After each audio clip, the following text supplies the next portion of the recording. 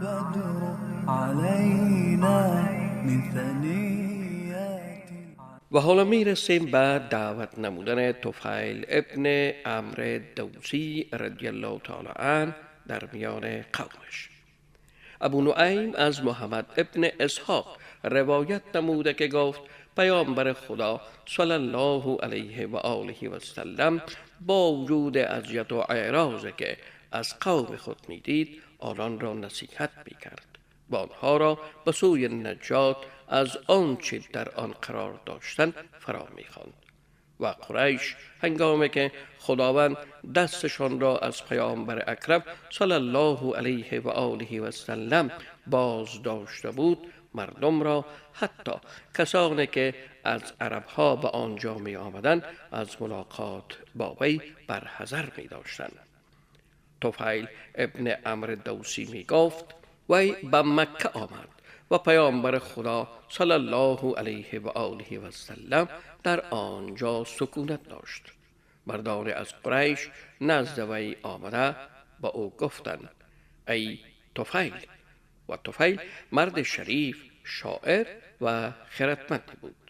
برایش گفتند ای طفیل، تو به شهر ما آمده ای و این مردی که در میان ماست ما را بر دشواری ها کشانیده، جماعت ما را پراگنده ساخته و گفتارش مانند جادوست که توسط آن در میان انسان و پدرش، بین یک مرد و برادرش و بین مرد و همسرش جدایی می افکند و ما از این می ترسیم که بر تو و قومت آنچه را برای ما اتفاق افتاده پیش آید. به این لحاظ نه با وی حرف بزن و نه هم از او بشنو. طفیل رضی الله تعالی عنه می گوید آنقدر اصرار نمودند که تصمیم گرفتم نه از وی چیز بشنوم و نه هم با او حرف بزنم. حتی در گوشهایم هنگامی که به مسجد رفتم پنبه نهادم از ترس این که مبادا از سخنان وی چیزی به من برسد که من خواهان شنیدن آن نیستم. وی میگوید قبل از ظهر به مسجد رفتم، دیدم که رسول خدا علیه السلام ایستاده است و در کعبه نماز میخواند. طفیل میگوید نزدیک وی رفته و خداوند بزرگ خواست تا بعض سخنان وی را بشنوم. طفیل میگوید کلام نیکویی را شنیدم. او می افزاید با خود گفتم من مرد خردمند و شاعر هستم و خوب از بد برایم پوشیدن نمی ماند، پس مرا چه باز می دارد که گفته های این مرد را بشنوم؟ اگر گفته هایش نیکو باشد آن را قبول می کنم و اگر بد بود آن را ترک نموده و کنار میگذارم. بنابراین توقف نمودم تا این که رسول خدا صلی الله علیه و آله و سلم به طرف خانه خود برگشت. من او را تعقیب نمودم تا این که داخل خانه شد. من نیز نزدش وارد گردیده گفتم ای محمد، قومت به من چنین و چنان گفتند. چیزهایی را که به من گفته بودند آنها به خدا سوگند مرا تا این حد ترسانیدند که به خاطر نشنیدن سخنانت در گوشهایم پنبه گذاشتم. بعد از آن خداوند خواست تا آن را به من بشنواند و قول نیکویی را شنیدم. تو آنچه را که با خود داری به من عرضه کن. او اسلام را به من عرضه داشت و قرآن را برایم تلاوت نمود. طفیل میگوید به خدا سوگند، به خدا سوگند، سخن را هرگز بهتر از آن نشنیده بودم. طفیل می افزاید در همانجا اسلام آوردم و به شهادت حق گواهی دادم و عرض کردم ای نبی خدا، من مردی هستم که قومم از من اطاعت می کنند و من باید به طرف آنها برگردم. آنها را به سوی اسلام دعوت می نمایم. پس خداوند را دعا کن تا نشانه به من بنمایاند که مدد برایم در دعوت آنها باشد.